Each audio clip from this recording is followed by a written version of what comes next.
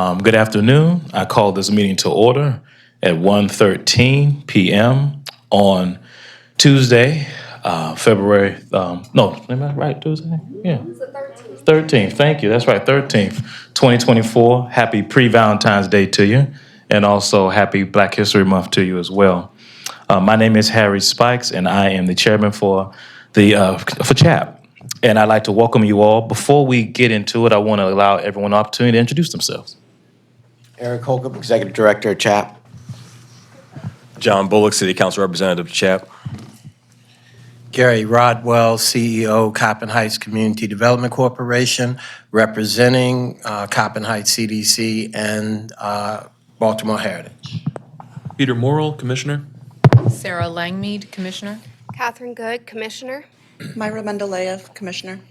Ann Powell, Commissioner representing Greater Baltimore Committee. Garrett Power, Commissioner. Kapalan, Commissioner. Nicole Battle, Commissioner representing Affordable Housing Developers. Jill Dennis, Commissioner. CHAP staff. Lauren Chiswick, CHAP staff. Tyreek Charlouse, CHAP staff.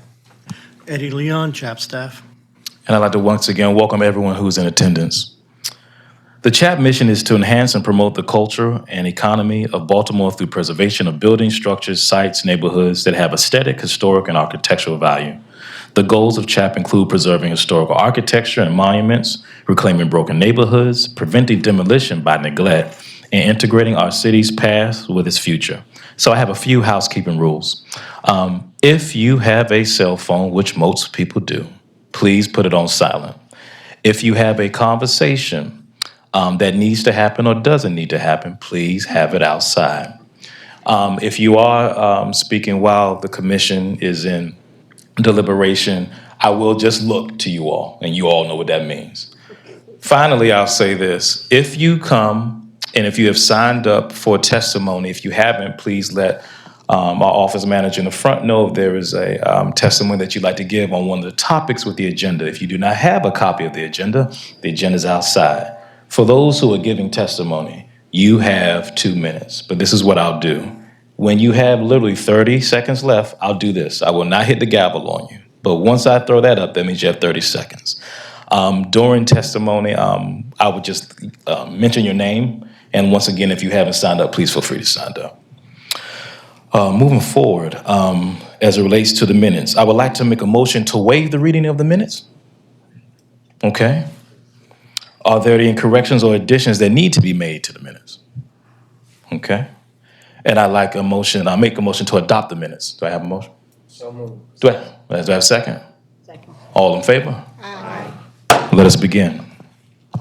Due process and review procedures. CHAP reviews applications in conjunction with the building permit process of the permits section of the Department of Housing and Community Development. If a building permit application is filed prior to historic design review, the application is placed on hold pending completion of the CHAP review process. The review process is completed by issuing an authorization to proceed. The historic design review process is in addition to other applicable laws and regulations and does not diminish the force of urban renewal plans, building codes, zoning codes, etc. It is the applicant's responsibility to comply with all applicable laws, regulations, and codes. Proposed projects are reviewed prior to issuing a building permit. Applicants must comply with Baltimore City Historic Preservation Design Guidelines in planning and executing their projects. Design review considers the proposed work taking into consideration the historic and architectural character of the structure and of the immediate area. Applicants will need to clearly explain how their project complies with the design guidelines.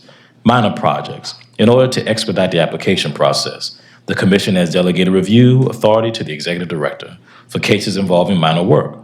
Minor work projects must not significantly change the overall appearance and remove significant undamaged historic fabric. All minor work must clearly meet the design guidelines. Major projects. Major projects may change the overall character, appearance, and integrity of the structure. Substantial building alterations, demolitions, additions, and new construction are considered major projects and are reviewed at a public hearing. Interested parties should request a pre-development meeting in planning department to begin the review process. An electronic version of all materials must be submitted to CHAP staff at least 25 calendar days prior to the public hearing date.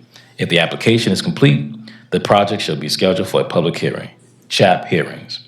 At the public hearing, CHAP staff presents recommendations to the commission regarding the project. Following the staff presentation, the applicant may make a presentation to the commission. Interested parties, including neighborhood associations, have the opportunity to provide public testimony. Following testimony, the commission renders a decision on the application at the public hearing. Persons aggrieved by the decision of the commission may seek judicial and appellate review in accordance with the Baltimore City Code. After an authorization to proceed is issued, the applicant may obtain a building permit. The commission's process is impartial, and staff's comments are evidence that assist the commission in rendering a decision. I'd like to make a motion to approve the final agenda. So moved. Do I have a second? Second. All in favor? Aye. Let's do it. Before we begin, are the applicants from 1001 Holland Street here? Okay. So we'll go right into 517 Wolf Street. Oh, I'm sorry. Forgive me, you all. We have a consent agenda piece. 3110 Elm Avenue, request update proposed name for Baltimore City landmark designation.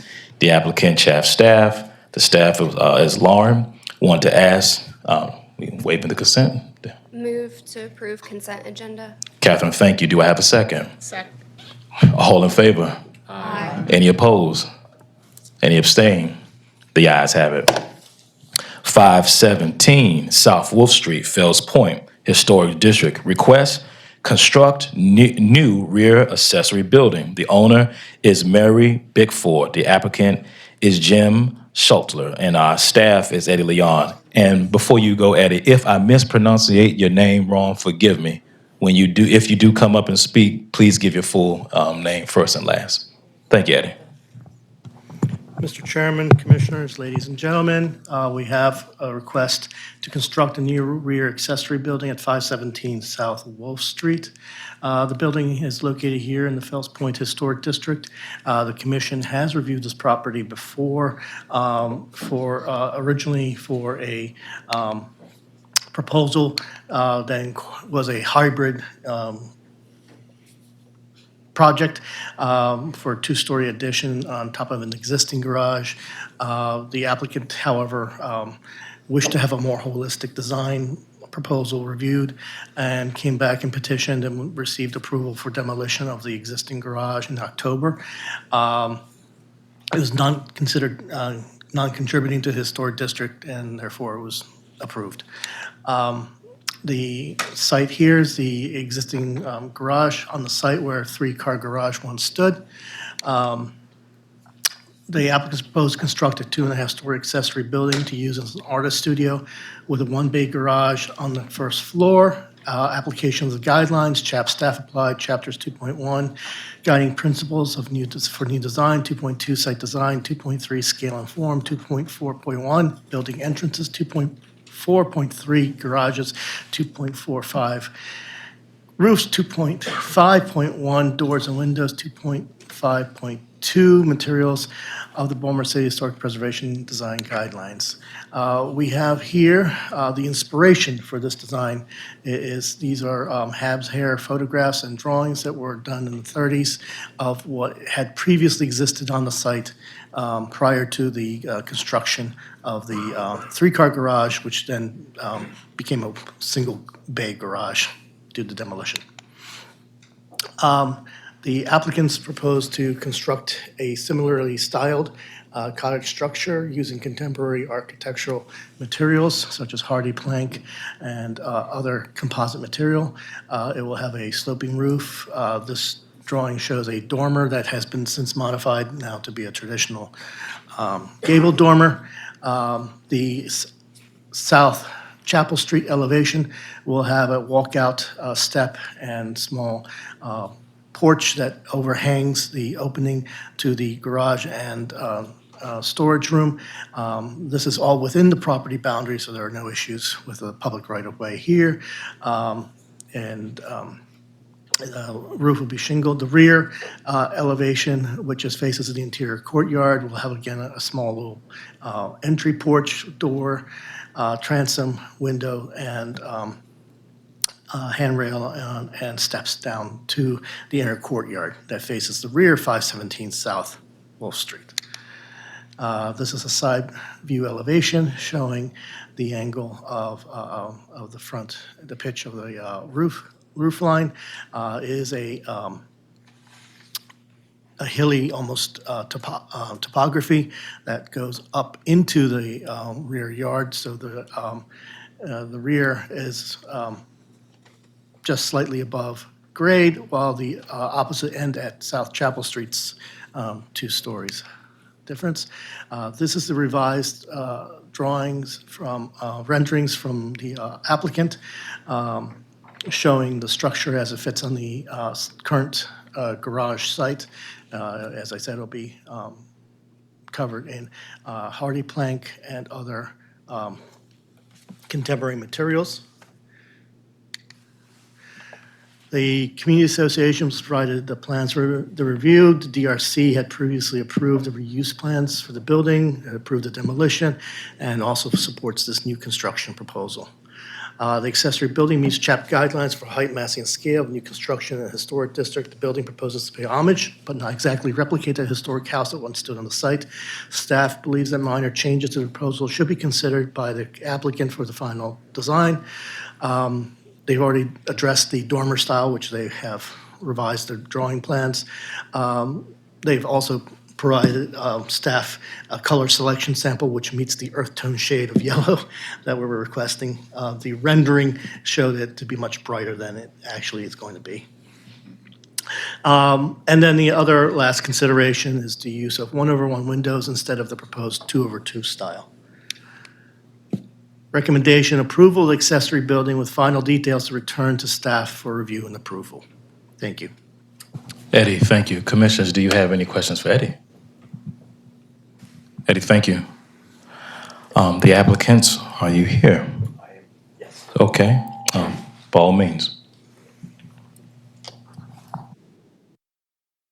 Eddie, if you could turn the light on for us. Could you show the rendering? Yeah. Jim Shetler, Trace Architects. My only comment would be to support the 2/2 windows. The Chapel Street facade is a golden section, 1 to 1.618. The windows are also golden sections, and the divided lights are all golden sections. And then having 1/1 windows kind of defeats that. So that motif kind of carries throughout the project. So I would, as well as the transoms and then the garage door as well, they're all golden section lights as well. So I would really like to keep the original 2/2 design. Okay, And that's it. thank you, thank Unless you. anybody have any questions or anything. Yes. I have one question, which is, I was trying to look kind of through Google Maps, but you might know better. Are there any of the row houses on that alley street that have 2/2 windows? I didn't see any immediately, but just Yeah, wanted to check. And a lot of them were kind of pre-chap, and they're not so great vinyl 1/1s, and some of them aren't really great renovations, so I really don't want to use that as a model.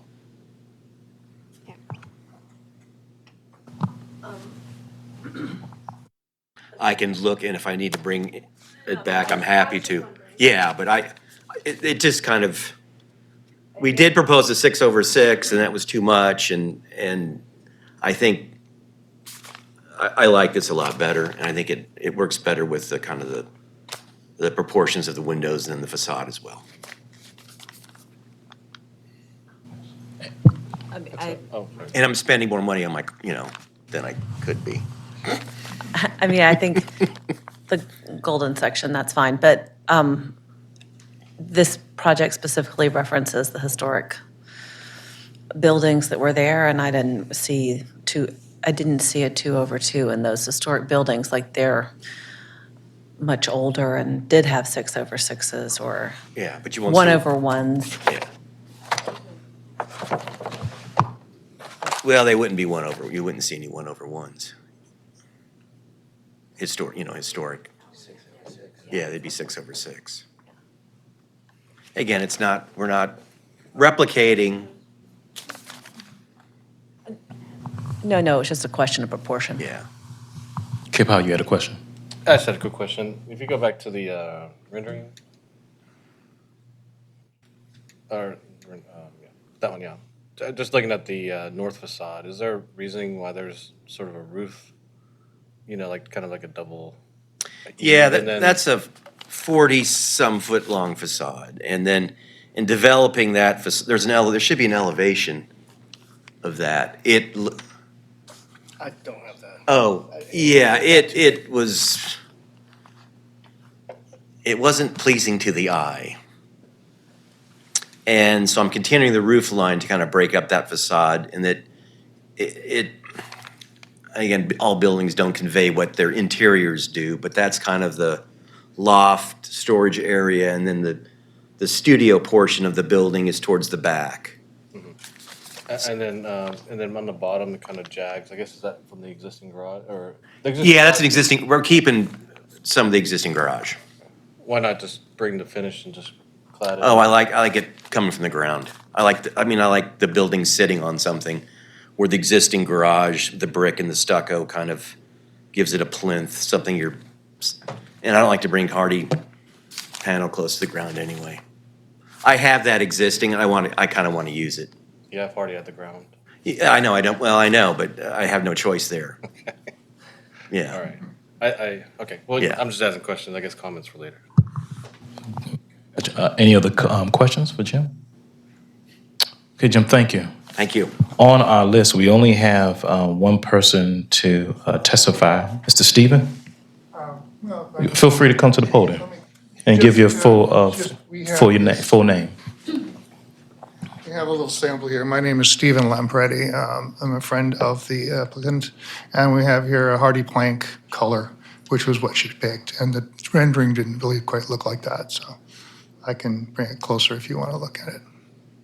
Commissioners, do you wish to look at you good? Okay. Sorry. Thank you for bringing that. Appreciate it.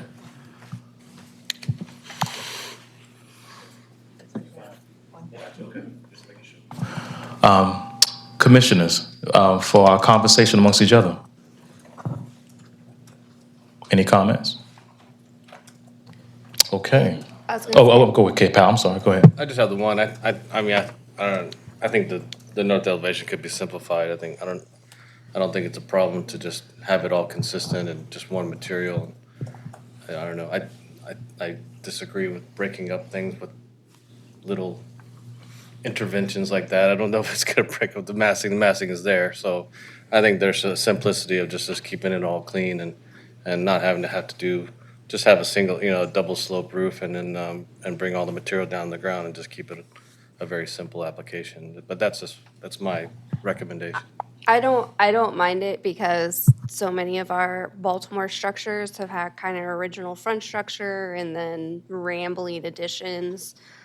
So while normally I'd agree with you, in this instance, I feel like it kind of gives it that kind of a feel where there's, the original mass and then a shed kind of added behind it.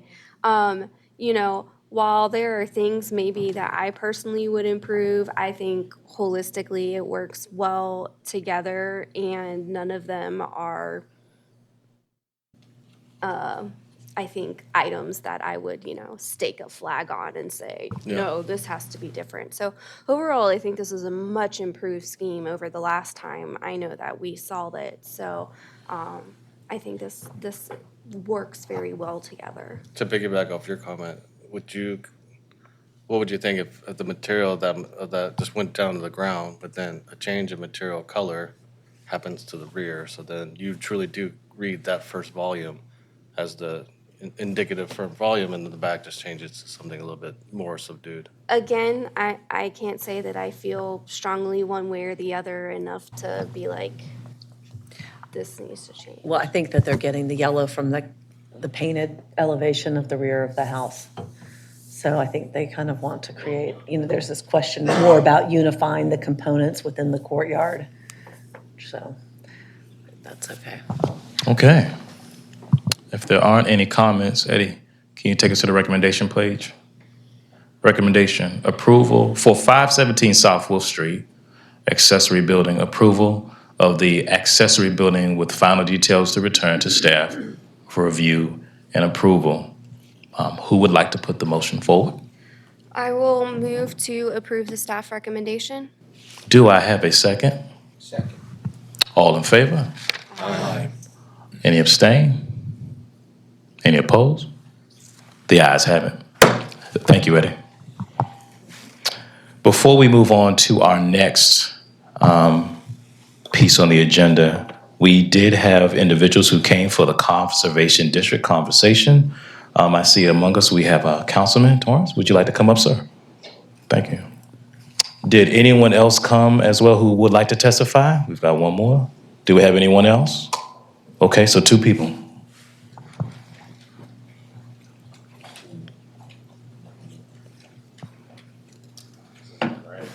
Hit the button, hit the green. And when it goes green, there you go. Yep.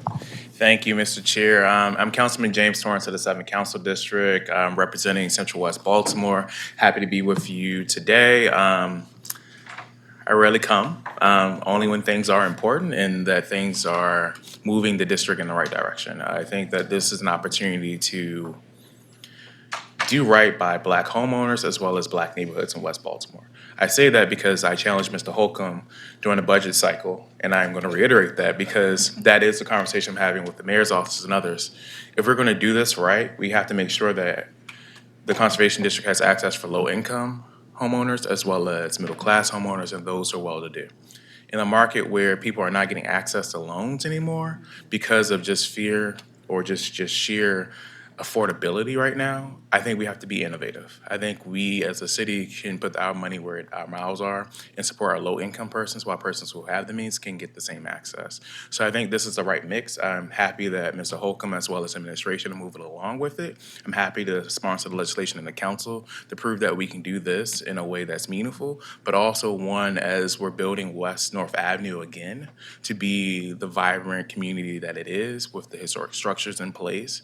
This is a test that we can do the right thing. So with that, I look forward to your recommendation and introducing this legislation at the next council hearing.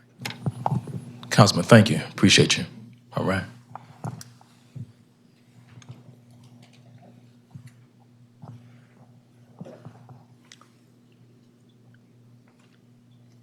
You turn your mic on. Good afternoon, Commissioners. I never thought I'll come here again because last time I came here, you guys ran me out. But don't forget to give your full name first. yeah. So Chukwuokoro Okoro Development. But I decided to come here because when I first learnt about it, I as a developer, I thought it's a great idea to have a community that is consistent, historic, always attracts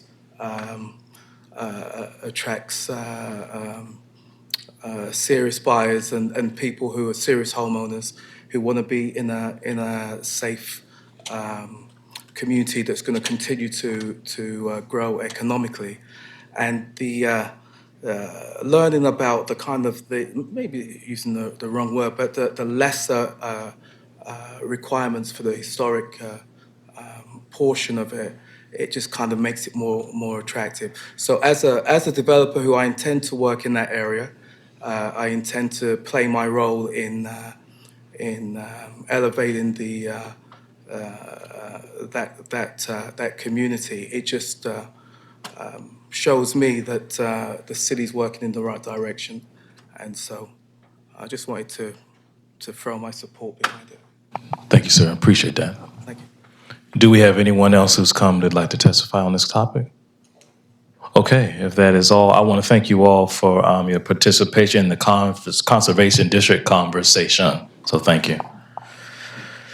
Mr. Tyreek, do we have Yes. the individuals in 1001 Holland Street? Yes. Okay, thank you, sir. Next on our agenda, 101 Holland Street, Union Square Historic District, request construct rooftop deck and doghouse. Applicant Tamara Hicks and Nelson. I do not want to mess up the last name, so I'm just going to say Nelson. Staff Tyreek. All right. Hello, Commissioners. Thank you all for being here. All right, so our request today is construct a rooftop deck and doghouse. The applicant is Tamara Hicks and Nelson Calderon, and I am the staff member, Tyreek Charluz. All right, Union Square is a local historic district that is a dense area of row houses and commercial structures located in southwest Baltimore. Two major features define the district: Union Square Park, which was a donation to the city in the 1840s, and Holland's Market, and the city's oldest surviving market building. The area of approximately 21 blocks is comprised of over 1,000 buildings. This property is located on the eastern edge of the historic district at the intersection of Holland Street and South Schroeder Street at a corner property as the building faces both streets.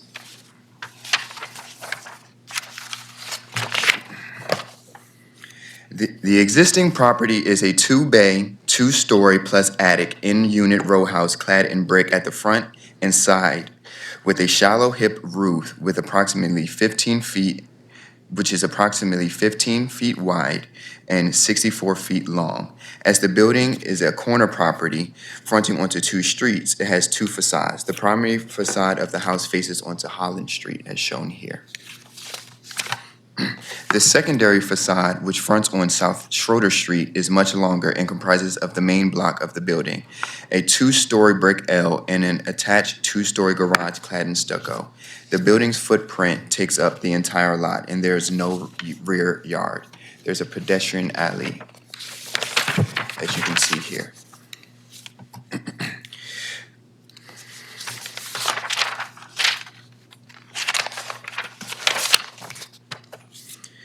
All right, here are some close-up photos of the elevation showing the garage clad in stucco.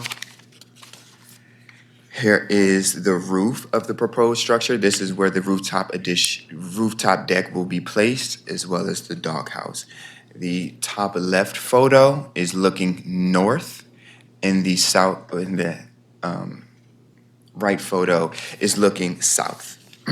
The main block of the house has a shallow hip roof that slopes towards both Holland Street and South Schroeder Street.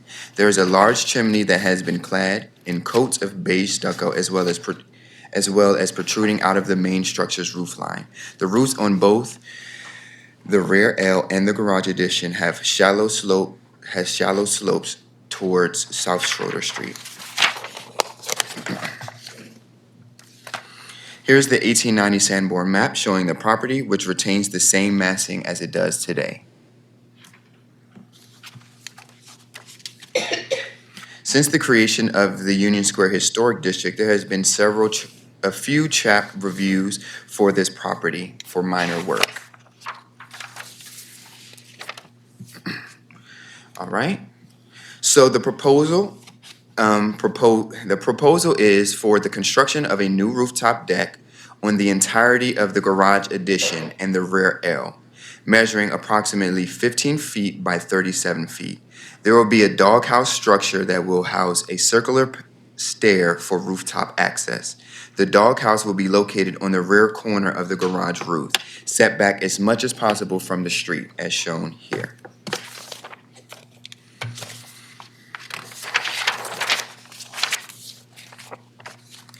Due to the slope of the roof towards South Schroeder Street and a lack of a parapet wall, the necessary metal structure plates and framing for the deck will be visible from South Schroeder Street. Here is the elevation view from South Schroeder Street as proposed.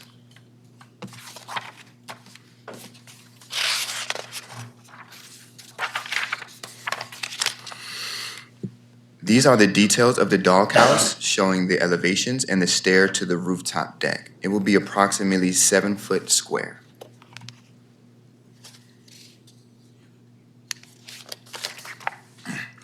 Here is a sightline study showing from across South Schroeder Street.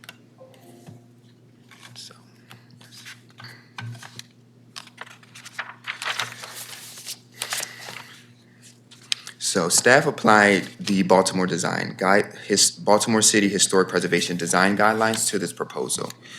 Starting with 1.81 roofs, So you can see what it says there. Although this rooftop deck and doghouse will be easily visible and seen by the public, it will not be visible from the primary facade on Holland Street. However, because this is a corner property, the rooftop deck and doghouse will be highly visible on South Schroeder Street, the side facade, which is adjacent to the front of homes on South Schroeder Street. Given the site constraints of this corner property, staff finds the siting of the rooftop deck and doghouse to be approvable.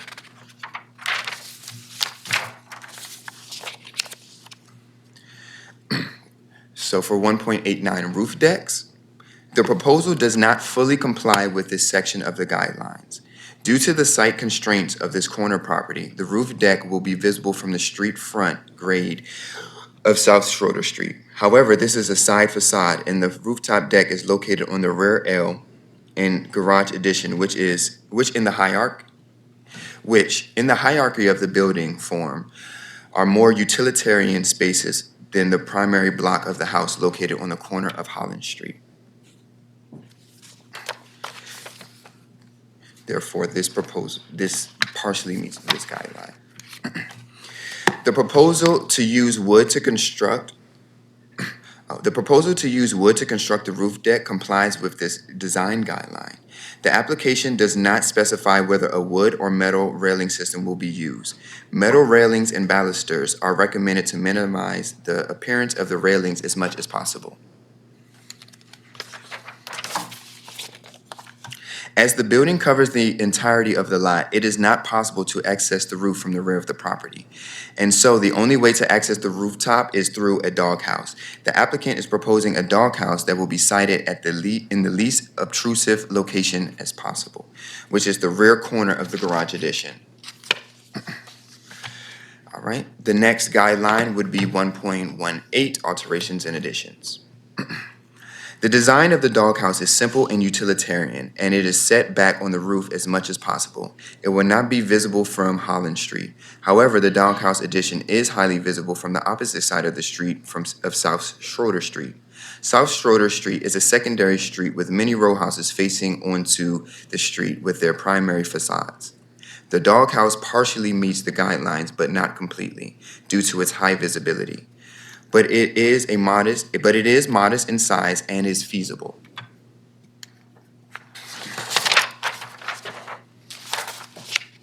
All right. We've also used the guiding principles for new design, 2.1. The doghouse does not mimic a historic style. Rather, it is a contemporary structure that is utilitarian in form and function. It is not compatible with other additions within the historic district. The design seems ample for the house to carry. The design is aligned with trends of contemporary design with urban landscapes. The doghouse meets this guideline.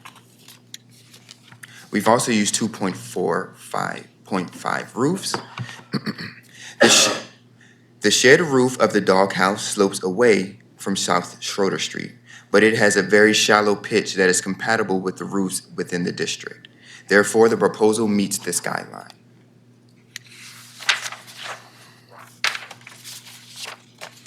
We've also used 2.5.1, doors and windows.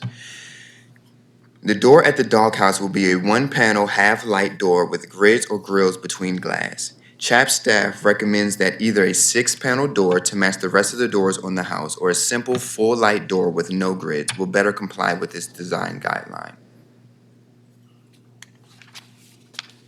Therefore, it partially meets the design guidelines. We've also used 2.5.2, materials. The proposed cladding for this doghouse is vinyl lap siding, and the proposed roofing material is corrugated metal. Neither material complies with these guidelines. Staff recommends cladding the doghouse with stucco or cementitious paneling and using a roofing membrane for the roof. Therefore, this proposal currently does not meet the guideline. All right. For neighborhood comments, the Union Square Arc, Holland's Roundhouse Community Association, Southwest Partnership, Commercial Property and Business Owners Community Owners Association, CPBO, and Franklin Square Community Association have received the proposal from CHAP. The Holland's Roundhouse neighborhood has submitted a formal letter in support of the design via email. for staff's analysis. The proposed rooftop deck and doghouse does not fully meet the CHAP design guidelines due to their high visibility on the secondary facade.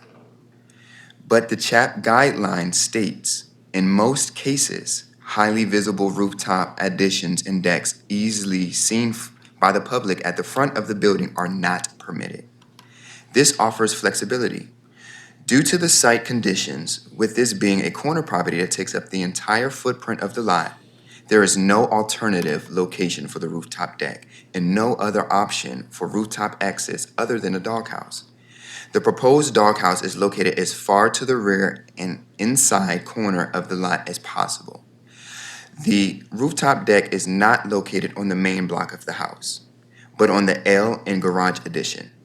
Additionally, the South Schroeder Street elevation is not the front of this building, even though it is a highly visible elevation. Thus, CHAP staff determines that this proposal is approvable due to the site conditions of this property. The proposed materials for the rooftop deck and doghouse do not fully meet the design guidelines, and staff advises that the applicant utilize a metal railing system, stucco or cementitious siding, a roofing membrane, and a 6-panel or full light door. Staff believes that the updates to the materials will make this proposed rooftop deck visually compatible with the historic character of the neighborhood.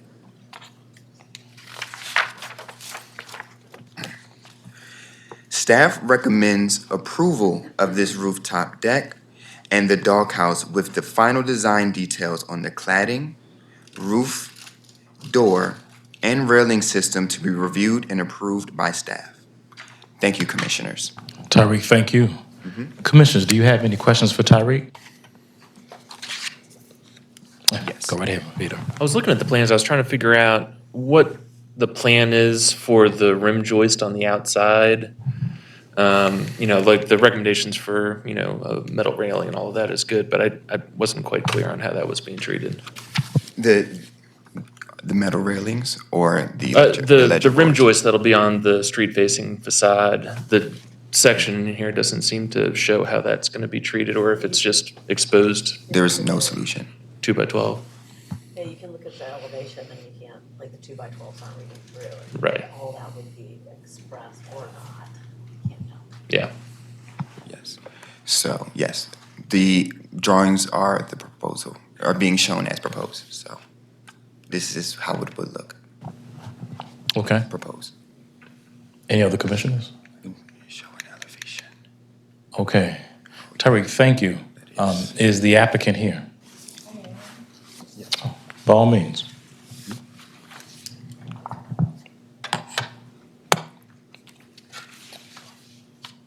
Hello. And please give your full name. Hello. It's on. Okay. Hi, my name is Tamara Hicks, and I am currently the owner at 1001 Holland Street. I'm excited and nervous to be here, and hopefully this is sort of the end of a very, very long, tedious process. So I moved here to Baltimore in 2019, fell in love with the neighborhood immediately. I work at the University of Maryland, and I did do the Live Near Your Work program. In researching the area, one thing that drew me to Holland's Market was the community, right? So there was the Sweebo Fest, there were so many different types of community activities. So moved here 2019, got really excited, and then COVID. Yeah. So it's myself and my daughter. My daughter has autism, nonverbal, and so we live a life that's really kind of isolated, right? And then COVID came and made it worse, right? And so then I got the brand new off the shelf COVID without the vaccine, and was really, really sick. And at that point, my doctor said to me, if you had just gone outside, if you'd just gotten some vitamin D, maybe this wouldn't have been as bad. But as you can see, unlike my neighbors, I have no backyard. I had no way to get out. My kid was going through, and we just did not have a lot of space. So in that time of dreaming, I'm like, man, what would that look like? What would it look like to have a rooftop deck? And so I dreamed and dreamed and dreamed and dreamed. And so this past year was the first time we started to kind of look at what this might look like. So my side faces the elementary school. No windows on that side. I don't get to look at the little faces. First thing I was going to do is I was going to go out the back. I was going to go through the hallway, make something off the back, but then that's Mr. Larry's backyard. So then I was gonna do the latch roof, was gonna do an elevation up, not enough space, couldn't do it. So the only way that we could do it was to come through my third guest bedroom, get rid of the closet, do a spiral staircase, and of course I needed something over my head. Did a lot of driving through Canton and Fed Hill and Locust Grove, just kind of see what people had. And then we came to the problem with the doghouse. And so that has been the contention, and it's the reason why I'm here to kind of let you know why. It's really the only option that I have. Nelson was on his way from Rockville, Caldron, but he's a little stuck. So we have both been of the opinion that we are open to any suggestions that continues to support my neighborhood and support this dream of building this doghouse. So I'm open to any questions if I haven't answered anything. Thank Yes. you. Yeah, thank you. Catherine? So has there been thought about what the material of the railing would be at all? So it sounds like what he said was that you guys would recommend a mix of metal and wood or just metal. If that's what you say, then that's what we do. You don't have a preference. I just, because it's not noted on the drawing. No, so my only requirement, an ask of both the architect and the contractor was safety, right? Because I have a daughter who does not understand danger, right? And I also have a little 4-year-old nephew. So I just wanted to make sure, things were as safe as possible, and whatever material is necessary to make that safe, then that's what we'll do. To that note, just so you know, they call out for a 36-inch high railing. This would require likely under code a guard railing, which is actually 42 inches. Okay. So, that is something to make sure that gets updated, especially being concerned about that safety. Okay, 42. Yep. Okay, thank you. Yeah, yes, ma'am. So in the section, it looks like that, not that section, I don't think it's in this presentation, so what we were looking at was fine, actually. The one with the spiral stair? A side elevation. So there's that kind of roof that's on the original piece, and I was wondering, with those little eyebrow windows, and in the architectural section, it looks like there's a floor there. So I was looking at, did you look at coming out that way? Say it one more time. I think she said that she did, but. So that is my bedroom. Correct, but like on the photos online, it shows that there's a staircase in that bedroom that goes up to a Yeah, loft. that's my closet. And then up in that loft, you could come straight out. That would require somebody to walk through my bedroom, up my stairs, through my closet, and then out the door. Okay, and then, so you're gonna have 2 interior stairs that go up to the roof level. One that goes up to your closet, and then one that goes up to a doghouse that's against the historic district guidelines, and then go out to your roof deck. There is a spiral roof that goes through the guest bedroom as the only way to my closet, to the roof, yes. Yeah, okay.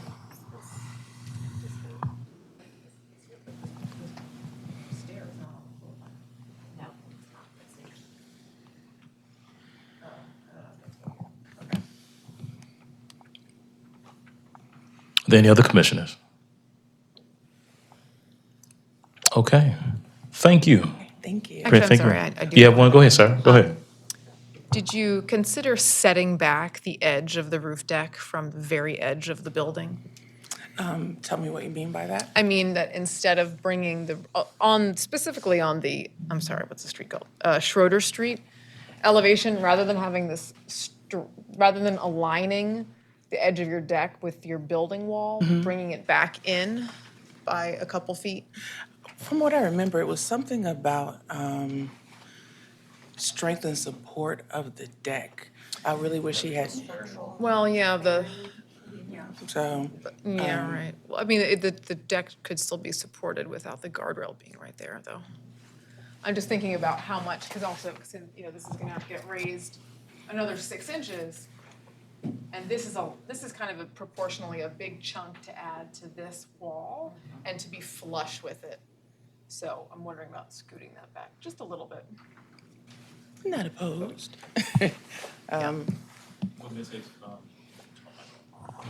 Just for clarity, you just have one entrance to get to the roof, or do you have two? So there is no entrance to the roof. I'm just asking with Yeah, I'm creating an entrance to the roof now. just one or two? Just one. Okay. But there's an existing stair in the front bedroom on the second floor level that's not shown in the floor plans, but it shows up in the last page of the drawings. Actually, it's the first page. The pages are out of order in the PDF. So it's A1. Yeah. So it's like so what Commissioner Powell was saying is that there's already a stair that brings you up to the level of the roof. You'd have to alter the existing roof to get out onto the back, and you'd have to go through the primary bedroom, but there's another stair there that exists already. Okay, thank you. Thank you for that clarity. Are there any more questions for Ms. Hicks? Ms. Hicks, thank you for your time. Thank you. Thank you.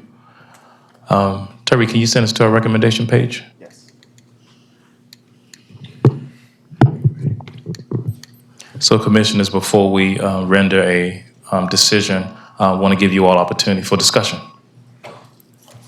Just making sure there wasn't anyone registered to testify on this item. Oh, Catherine, thank you. There's nobody. No. Oh, I'm sorry. Yeah, go ahead, John. No, it's not a question. It's more so of a comment. You know, definitely understand where Ms. Hicks is coming from. Again, I appreciate her giving that testimony. Again, not only thinking about giving consideration to the historical nature of the building, but also trying to work with some of the parameters that she's dealing with. Representing that neighborhood, I understand the complexities of some of those properties, but the fact that the neighbors are also on board with that, and she's working through this. And I think with the staff recommendation, again, having this come back to be reviewed and approved by staff, because it seems like there's an openness to the types of materials that can be used, and it seems like it's an attempt to work in good faith. So just want to put that out there. Councilman, thank you. Anyone else? Go ahead, Kapow. Just quick, I personally don't have an issue with the proposal. I think staff, actually, I just wanted to make note that staff made did a good job of recommendations, and just to hold true to those. So all the ones that Tariq's put on the table I would recommend those as well. Sounds good, Kapow. Thank you, sir. Anyone else? Okay. Well, I'm sorry. Go ahead. I agree with Commissioner Lynn that I think that there were good recommendations, especially as pertains to the materials of the pop-up, because the corrugated would be too industrial for this neighborhood, which is not an industrial neighborhood. But yeah, so I think I would just ask the applicant to consider pulling back the edge of the roof, of the deck from the Schroeder Street elevation so that it wasn't flush. Okay. Go ahead, Catherine. So I also agree on the materiality question there. On the railing, I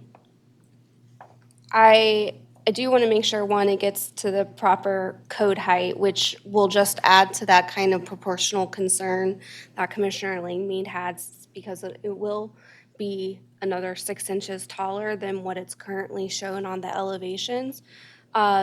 It just kind of for a point of clarity, we realize the structure may have to bear on the outside wall, but that doesn't mean you have to have the railing all the way out at the edge. So, that would be something that would need to be worked out with the structural engineer, but it should be possible to at least be able to pull the railing back a little bit, and that would help reduce how tall it feels from the edge.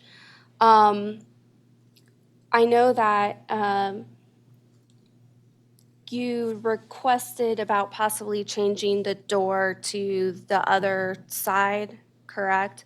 So that would be just one of the items that you would kind of be lumping into your recommendation to work with for staff approval. Is that correct? Yes. Okay. Okay. I mean, Go ahead, Ann. I just want to point out that basically we could add, their dormer could be added to an existing third floor of this house, and you could come out very discreetly onto the roof.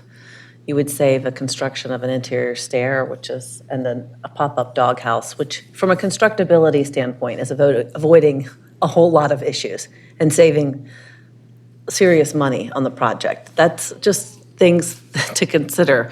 But I think from a historic district perspective, coming out of the existing roof, which is completely accessible. This section indicates that it's quite easy to come through the roof onto the roof deck and avoid adding this pop-up that's completely freestanding in the historic district. It's not going to be attached to any walls or anything. It is just all there by itself. I mean, I think that that's something that's worth considering. I just want to put that out there to the commission. No, that's fine. Thank you, Ann.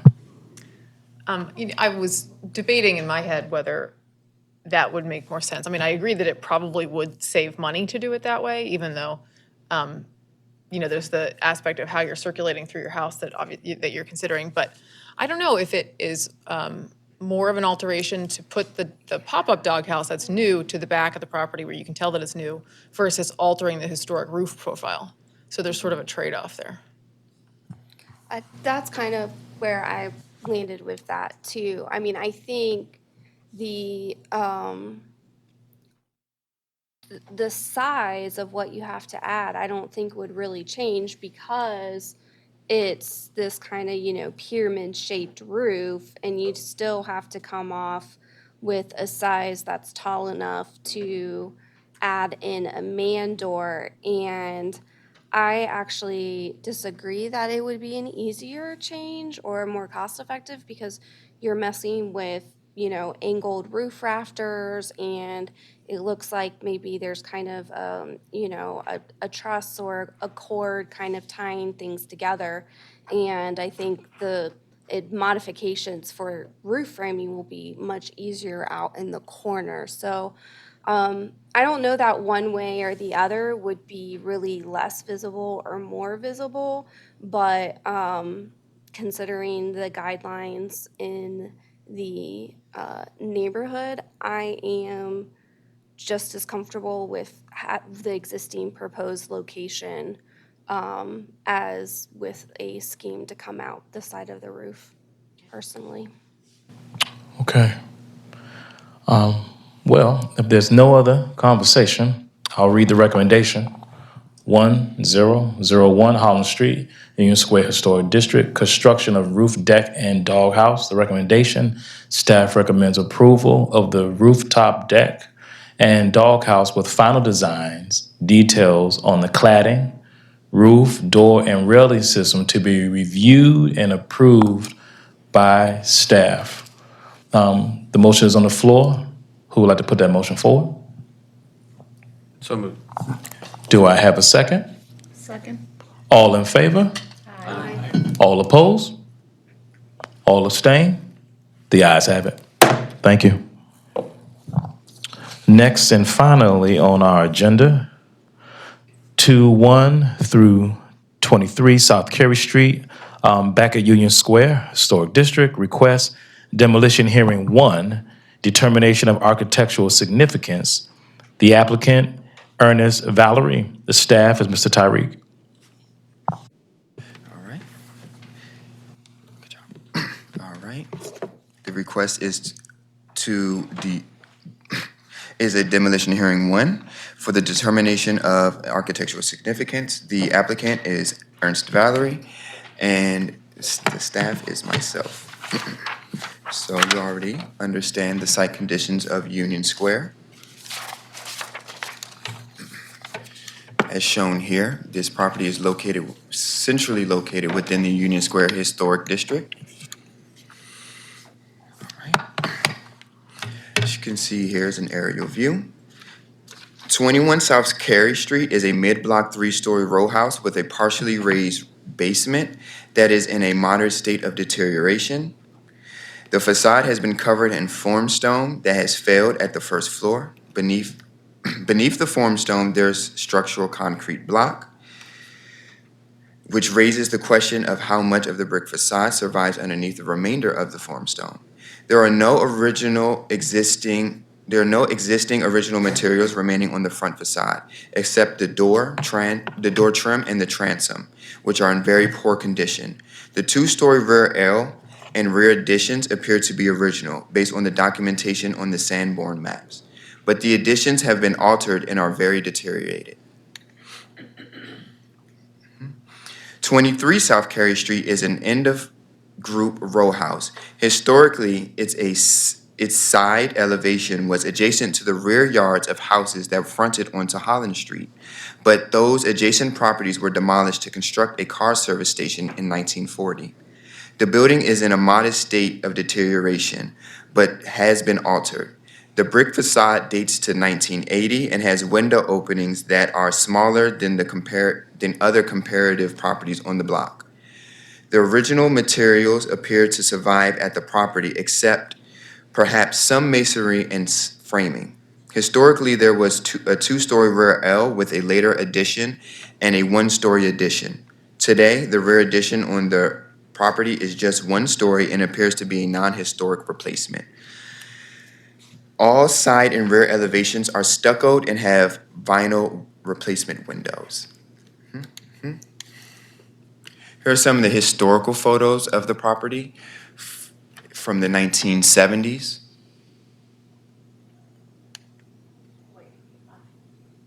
Here are the existing conditions. Yes, to which point? You're welcome.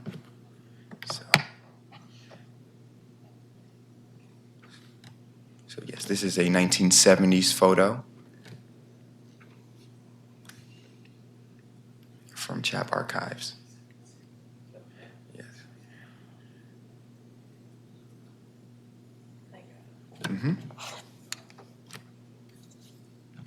Here are the existing conditions.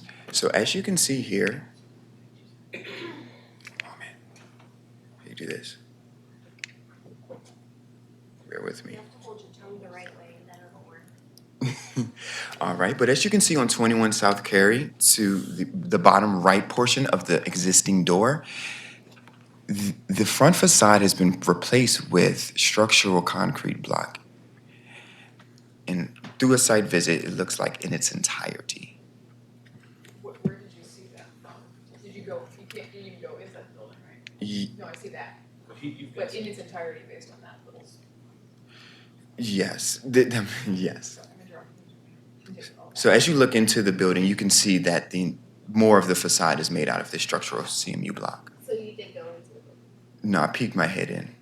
Okay. Yes, because that was a point of contention. All right, here is 23 South Carey Street, the front and rear elevations as existing today. So as you can see, the front fenestrations have been altered completely. All right, so, all right, we're going to begin with the background for 21 South Carey Street.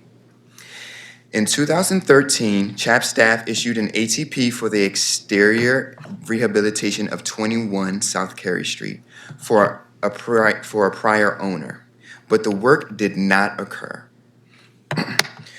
The work was to include the removal of the formstone and repointing of the brick. With new windows, doors, siding, roofing, cornice, gutters, and downspout. This work did not occur. In 2017, a vacant building notice was issued to a prior owner. Then, the current owner purchased the property in 2022. A vacant building notice was reissued to the current owner. Right? So here's the background for 23 South Carey Street. In 1980, CHAP staff issued an ATP for the replacement of the front brick wall, repair of the side and rear walls with stucco, the demolition of the first story rear addition, installation of a new cornice, front steps, aluminum 1/1 windows, and front door. However, the reconstructed brick facade and cornice did not match the plans that were approved by CHAP with a different cornice and lintel details and smaller window openings than what CHAP approved. This is true. In 2017, a vacant building notice was issued to a prior owner. Then, the current owner purchased the property in 2022, and the vacant building notice was reissued to the current owner. Both properties are currently vacant, and documentation from both DACD code enforcement records the applicants demonstrate that the properties are occasionally open to casual entry. The applicant submitted building permits for demolition in November of 2023.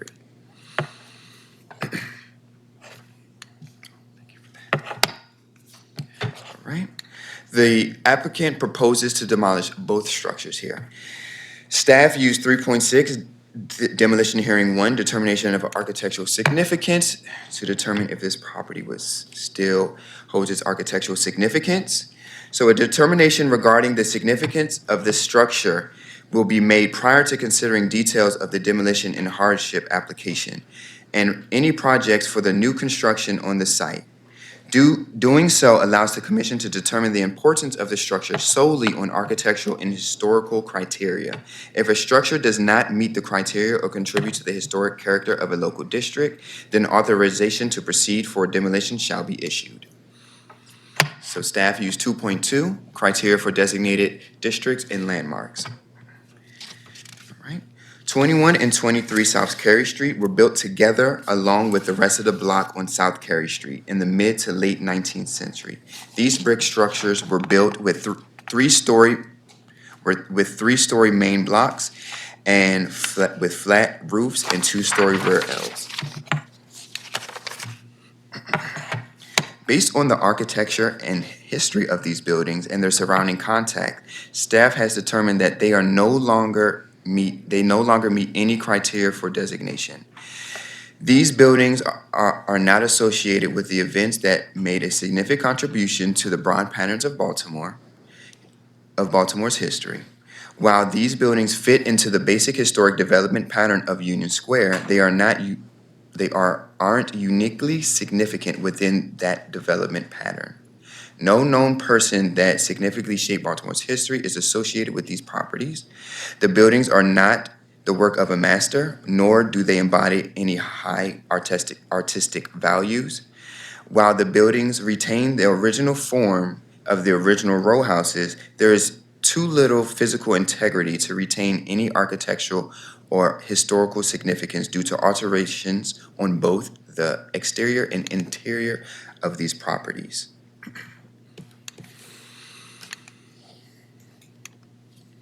Right. For the neighborhood comments, these properties are in the Union Square Historic District. Therefore, staff informed the Union Square ARC, CPBO, Holland's Roundhouse Community Association, Franklin Square Community Association, and the Southwest Partnership about this application. Staff is still waiting for a formal response from all parties. The CHAP staff has reviewed the architecture and history of the buildings and determined that the structures do not meet any criteria for designation and thus are eligible for demolition under the considerations of Demolition Hearing 1. Staff further recommends a determination that the buildings do not contribute to the historic district or Union Square and that they may be demolished. Thank you, Commissioners. Tariq, thank you. Commissioners, do you have any questions for Tariq? Okay. Tariq, is there a representative from Ernest Valerie here? No. Okay. Tariq, can you take us to back to our recommendation page? Thank you, sir. Want to give it to our commissioners for discussion? Any comments? I have one comment. Yes, ma'am.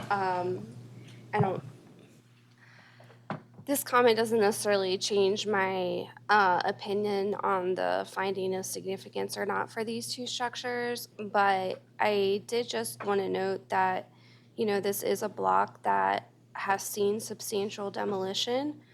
And so this request is for two structures, but there just aren't a lot of structures left on this block. And so I wanted to point that out to my fellow commissioners as we're trying to be more intentional about when we approve demolition and making sure that a property isn't going to languish after demolition before a new project comes to fruition. So I just felt like I needed to point that out. Duly noted. And I think it's part of a larger planned mixed-use development. That is true. Gotcha. Okay. Thank you. If there is not any more discussion, 21 through 23 South Carey Street, Union Square Historic District, demolition hearing one. The recommendation, staff recommends a determination that the building does not contribute to the historic district of Union Square and may be demolished. Do I have someone who would like to put the motion forward? So moved. Do I have a second? Second. All in favor? Aye. Any opposed? Any abstain? No, just a bit of unreadiness. Can I ask? Of course. I mean, go ahead. Mr. Chavez, do you know, in reference to the question, do you know of any development plans on the part of Mr. Valerie for that neighborhood? Yes, so 25 South Carey Street has already begun construction of the Caju Creamery, which is the gas station that you see at 25 South Carey. So that, yes, so that has already begun construction. We have an ATP for that. So these buildings would need to be demolished for the larger development. On the properties behind the existing structures,